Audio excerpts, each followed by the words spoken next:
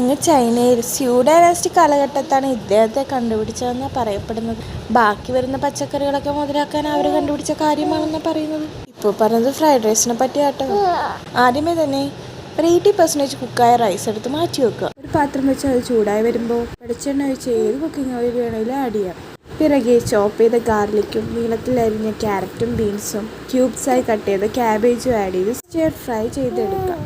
വെജിറ്റബിൾസിൻ്റെ crunchiness നഷ്ടപ്പെടാതിരിക്കാൻ കുറച്ച് സോൾട്ടും soya സോസും പിന്നെ വിനെഗറും ആഡ് ചെയ്യാം. പിറകെ റൈസും കുറച്ച് പെപ്പർ പൗഡറും ആഡ് ചെയ്ത് ഇളക്കി യോജിപ്പിച്ചാൽ നമ്മുടെ fried rice ready.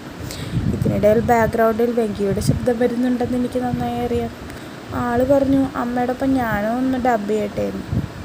Voice over ചെയ്യാനുള്ള അവൻ്റെ ആഗ്രഹം ഞാൻ അങ്ങോട്ട് സാധിച്ചു കൊടുത്തു. പിന്നെ വേണേച്ചാ ഇതിൻ്റെ അകത്ത് കുറച്ച് ചിക്കനും മുട്ടയും പ്രോൺസൊക്കെ ചേർത്ത് നോൺ വെജുമാക്കി മാറ്റാം.